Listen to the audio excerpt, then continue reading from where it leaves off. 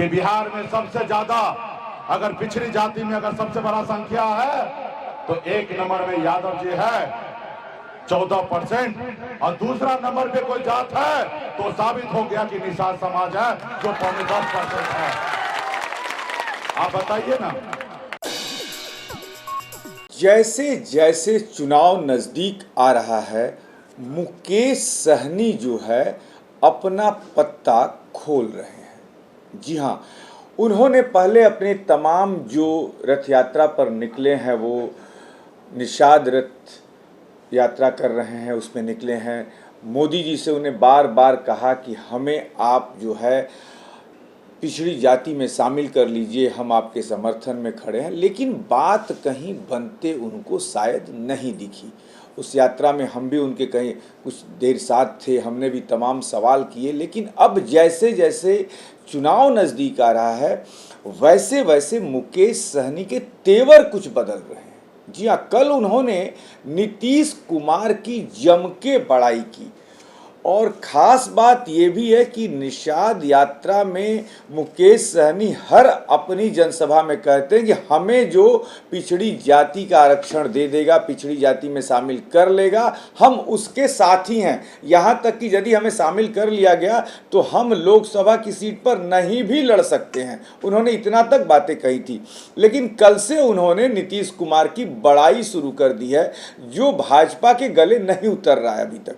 कल उन्होंने कहा कि नीतीश कुमार जी धन्य हैं कि आज उन्होंने ये कहा है कि जो आरक्षण का डाटा आया है, जो आरक्षण के आंकड़े आए हैं, जातिगत आंकड़े जो आए हैं, उसमें दूसरी सबसे बड़ी आबादी, तीसरी कह लीजिए, 17% मुसलमानों की, उसके बाद यादव की, और उसके बाद निषाद बिरादरी की आबादी है। करीब करीब 9.75%, 9.75% से कुछ ज़्यादा आबादी निषादों की है। अब वो नीतीश कुमार की तरफ ढल रहे हैं कि शायद नीतीश कुमार के तरफ से जदयू में मेरा गठबंधन हो जाए, जदयू से कुछ मिल जाए, भाजपा से तो शायद मिलने वाला नहीं है, क्योंकि भाजपा ने उन्हीं के बिरादरी का जो है विधान परिषद में अपना नेता भी चुन दिया है। और शायद भाजपा के समझ में ये आ रहा है कि मुकेश सहनी कोई बहुत बड़ा मायने नहीं रखते हैं। लेकिन मुकेश सहनी किस तरीके से नीतीश कुमार की बड़ाई कल किया है उन्होंने, ये सुनना बिहार संवाददाता के दर्शकों के लिए निश्चित तौर पर जरूरी है।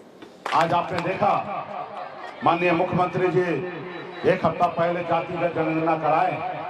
उस जातिगत गणना में साबित हुआ कि बिहार में सबसे ज्यादा अगर पिछड़ी जाति में अगर सबसे बड़ा संख्या है तो एक नंबर में यादव जी है 14%, और दूसरा नंबर पे कोई जात है तो साबित हो गया कि निषाद समाज है जो 10% है।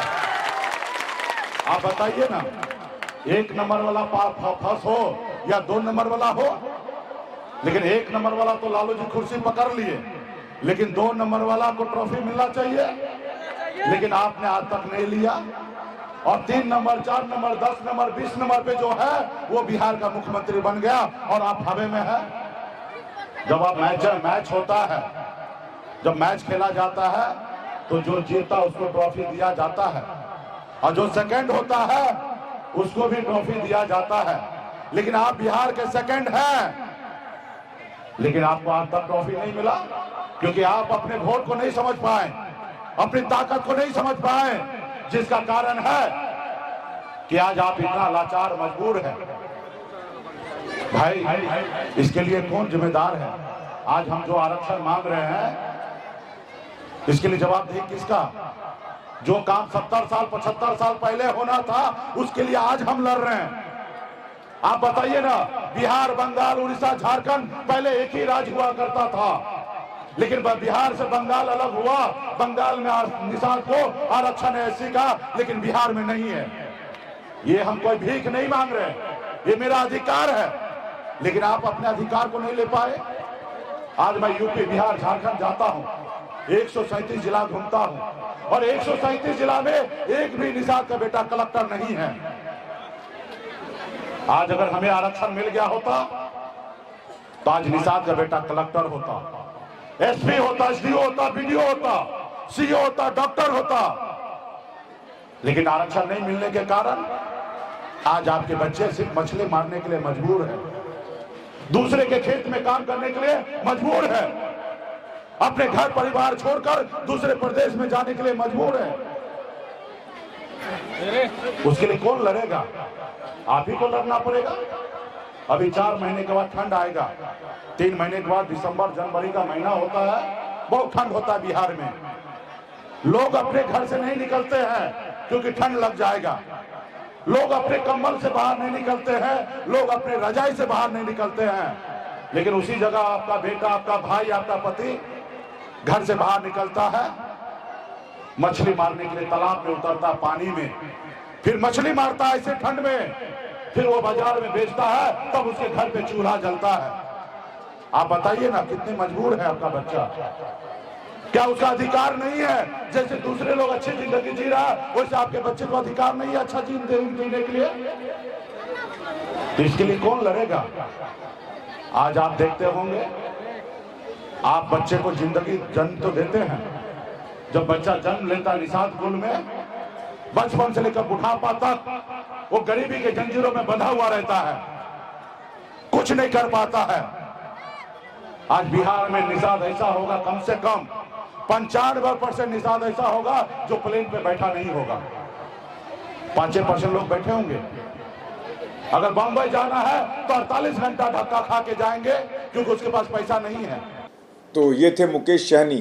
कहा कि नीतीश जी सबसे अच्छा काम कर रहे हैं। देखिए, जाति जनगणना उन्होंने करा दी, जिसमें ये तो पता चला कि हमारी आबादी तीसरे नंबर पे है। हम 9.75% वो अपने मुंह से कह रहे हैं, लेकिन आबादी कितनी इनकी है, कितना परसेंट इनका है, वो डाटा भी इस खबर के बाद हम आपको निश्चित तौर पर दिखाएंगे कि मुकेश सहनी की भी आंखें जरा खुल जाएं।